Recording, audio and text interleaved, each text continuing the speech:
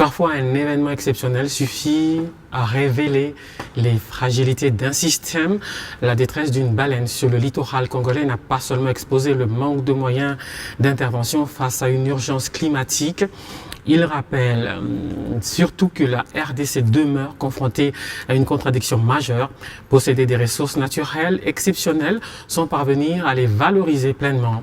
L'eau, longtemps considérée comme un acquis, pourrait aussi davantage devenir l'un des principaux moteurs de la souveraineté économique, énergétique et alimentaire du pays. Dossier complet. Constantin Tamboué, Yannick Pouyamba.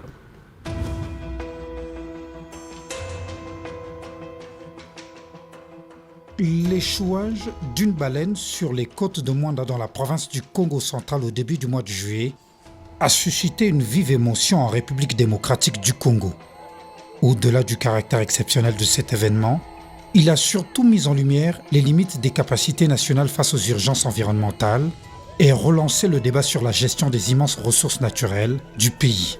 C'est un phénomène qui est tout à fait normal de par la nature des baleines. Je vous ai dit ici que dans sa nature telle que Dieu l'a créée, la baleine perd ses pères très souvent. Mais c'est la première fois que ça nous arrive. Donc tant qu'on n'avait pas connu ces phénomènes, c'est tout à fait normal que les gens ne soient pas suffisamment équipés pour ça. Mais maintenant qu'on sait que les baleines peuvent venir échouer là, nous allons prendre des dispositions.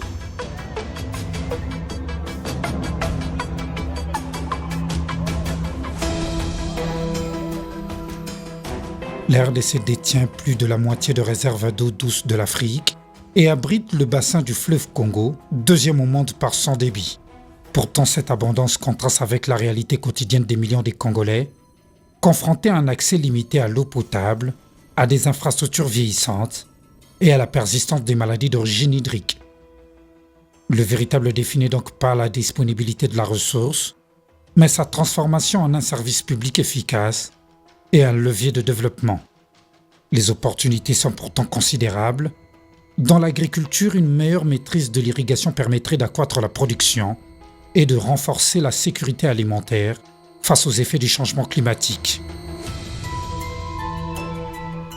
Sur le plan énergétique, le potentiel hydroélectrique d'Inga pourrait faire de la RDC un acteur majeur de la transition énergétique en Afrique. Cependant, le retard d'investissement, les difficultés de financement et les problèmes de gouvernance continuent de freiner cette ambition. La SNEL sert les populations, sert les commerces, sert aussi les industries, en accordant une certaine priorité aux clients miniers qui ont investi. Il n'est dit nulle part que tout le productif d'un actif de production à 100% va à l'opérateur minier, nulle part.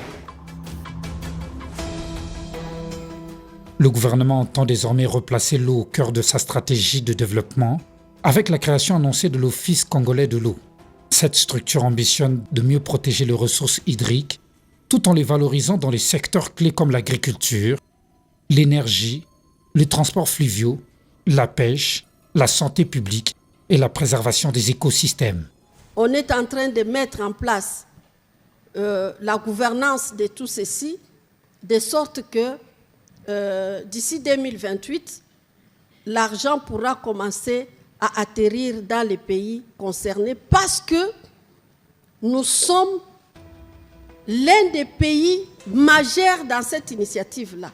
L'épisode de Mwanda rappelle également la nécessité de renforcer les capacités scientifiques, les équipements spécialisés et le système de surveillance environnementale.